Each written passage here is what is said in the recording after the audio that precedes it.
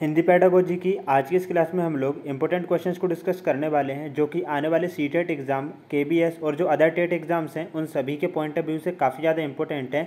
तो वेलकम है आप सभी लोगों का आज की हिंदी पेडागोजी की क्लास में। तो चलिए क्लास को स्टार्ट कर लेते हैं। देखिएगा आज की इस क्लास का फर्स्ट क्वेश्चन है, निदान का महत्व नागण्य है यदि। जो निदान है उसका महत्व बिल्कुल ही शून्य के बराबर है यदि उसके अनुसार बच्चों का उपचार नहीं किया जाता है, उसके अनुसार बच्चों का उपचार किया जाता है या फिर उसके परिणामों पर अविश्वास किया जाता है, क्या तब शून्य है निदान का जो महत्व है, या फिर उसके परिणामों की उपेक्षा की जाती है। तो बताइएगा निदान का जो महत्व है वह कब जो है ना वह नागण्य है। तो देखिए आंसर हो जाएगा ऑप्शन नंबर ए। जो निदान है उसके अनुसार यदि बच्चों का उपचार नहीं किया जाता है तो इसका महत्व बिल्कुल ही नागण्य हम लोग मान सकते हैं। यहाँ पर आंसर ऑप्शन नंबर ए हो जाएगा। देखिए निदान का मतलब क्या होता है।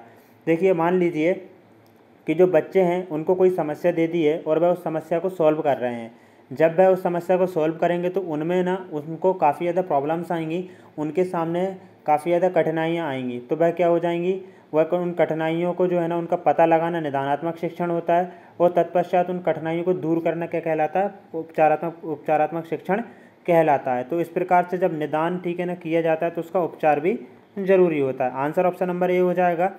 अगला देखिएगा, भाषाई कौशल के निर्धारित पक्षों में कौन सा उपयुक्त नहीं है, देखना, सुनना, बोलना या फिर पढ़ना। यहाँ पर देखिएगा जो भाषाई कौशल में 4 कौशल है कौन कौन से होते हैं, आपको एक ट्रिक याद रखना है, ठीक है। सुबो पाली, ठीक है ना, क्या हो जाएगा सुबो पाली।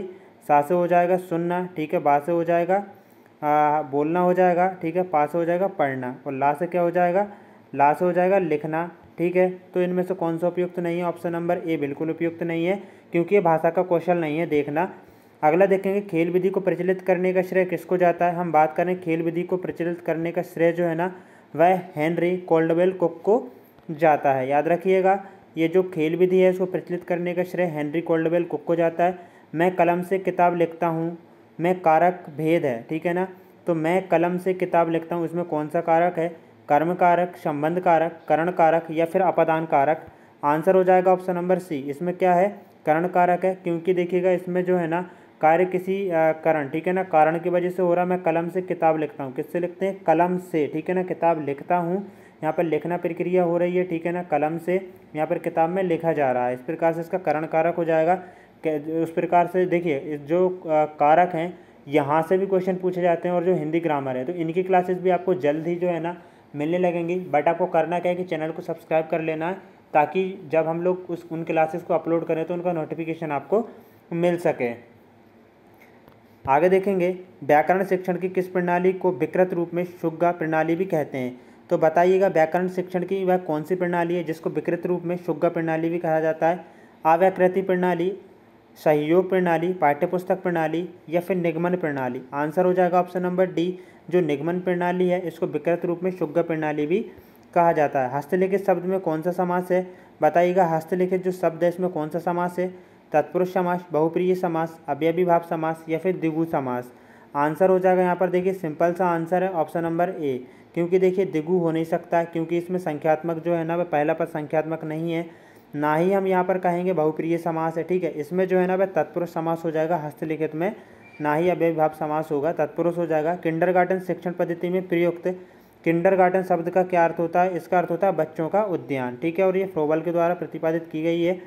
मौखिक अभिव्यक्ति की दक्षता में सहायक है, ठीक है। जो मौखिक अभिव्यक्ति है उसकी दक्षता मतलब कि बच्चा मौखिक अभिव्यक्ति में दक्ष हो जाए, निपुण हो जाए तो उसके लिए क्या सहायक है, प्रार्थना पत्र, वाद विवाद, निबंध या पत्र। देखिए निबंध और जो पत्र है ना यह तो आंसर होंगे नहीं क्योंकि ये लेखन में हम लोग कह सकते हैं बट मौखिक में नहीं है।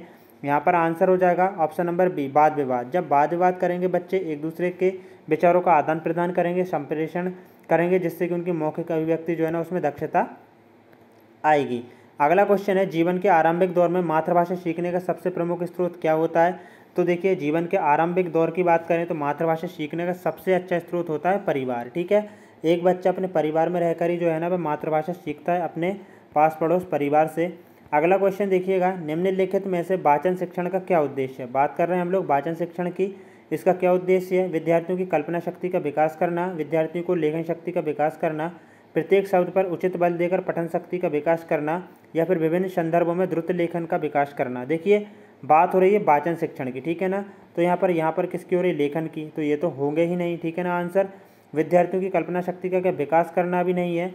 आंसर है प्रत्येक शब्द पर उचित बल देकर पठन शक्ति का विकास करना वाचन कौशल का जो है ना वाचन शिक्षण का उद्देश्य होता है। भाषा प्रयोगशाला शिक्षक के स्थान पर प्रतिस्थापन नहीं है, यह वाक्य असत्य, स्पष्ट है, सत्य है, फिर या फिर अनुपयुक्त है। भाषा प्रयोगशाला शिक्षक के स्थान पर प्रतिस्थापन नहीं है। देखिए आंसर है ऑप्शन नंबर ए, बिल्कुल ये असत्य है। भाषा जो प्रयोगशाला है वह शिक्षक के स्थान पर प्रतिस्थापन नहीं है, यह वाक्य कैसा है, यह असत्य है। भाषा जो प्रयोगशाला होती है उसके स्थान पर, भाषा प्रयोगशाला शिक्षक के स्थान पर प्रतिस्थापन नहीं है, ठीक है। तो ये सही है, गलत है, तो ये असत्य हो जाएगा। देखिए थोड़ा अलग सा क्वेश्चन है, बट याद रखिएगा इस प्रकार क्वेश्चन पूछे जाते हैं। पाठ्यपुस्तक का बाह्य गुण है, तो पाठ्यपुस्तक का बाह्य गुण क्या है, शीर्ष है। पाठ्यपुस्तक का जो बाह्य गुण है वो क्या है, शीर्ष है। इस वाले क्वेश्चन को एक बार देख लीजिए फिर से। भाषा प्रयोगशाला शिक्षक के स्थान पर प्रतिस्थापन है क्या, ठीक है। देखिए नहीं है, मतलब असत्य, मतलब कि हम यहाँ पर कह सकते हैं कि भाषा प्रयोगशाला शिक्षक के स्थान पर प्रतिस्थापन है, ये सही होगा। बट यहाँ पर नहीं पूछा है तो बिल्कुल नेगेटिव आंसर आ जाएगा, असत्य है ये। अगला देखिएगा, निम्नलिखित में से श्रव्य उपकरण है, तो श्रव्य उपकरण कौन सा है, सुनने का, ठीक है। देखिए मानचित्र, चार्ट, पोस्टर, इनको तो हम लोग दृश्य उपकरण के तौर पर रख सकते हैं, बट ग्रामोफोन जो है ना बस श्रव्य उपकरण है, याद रखिएगा। वस्तुनिष्ठ परीक्षा में सम्मिलित है, वस्तुनिष्ठ परीक्षा में क्या सम्मिलित है, निबंधात्मक, मिलान पर परीक्षा, लघुत्तरात्मक या फिर पर्यवेक्षण। बात करें वस्तुनिष्ठ की तो इसमें मिलान पर जो परीक्षा है ना वह वस्तुनिष्ठ परीक्षा में सम्मिलित होती है। निबंधात्मक और लघुत्तरात्मक परीक्षा या पर्यवेक्षण वस्तुनिष्ठ परीक्षा में सम्मिलित नहीं होती है। अगला क्वेश्चन देखिएगा, विद्यार्थी के लगातार मूल्यांकन हेतु उपयुक्त परीक्षा पद्धति कौन सी है, सतत एवं व्यापक मूल्यांकन, सत्रांत, ठीक है, मूल्यांकन, वार्षिक मूल्यांकन या फिर मौखिक परीक्षा।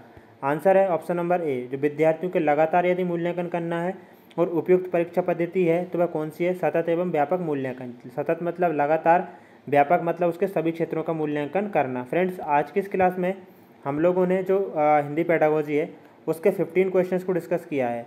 अब हम लोग ना आपको एक मैराथन क्लास भी प्रोवाइड कराने वाले हैं, बट आपको करना क्या है कि चैनल को सब्सक्राइब जरूर से कर लेना है, ताकि वह जो आप क्लास आपको हम लोग प्रोवाइड कर रहे हैं तो उसका नोटिफिकेशन आपको मिल जाए। जय हिंद दोस्तों, वंदे मातरम। मिलते हैं एक और न्यू क्लास में।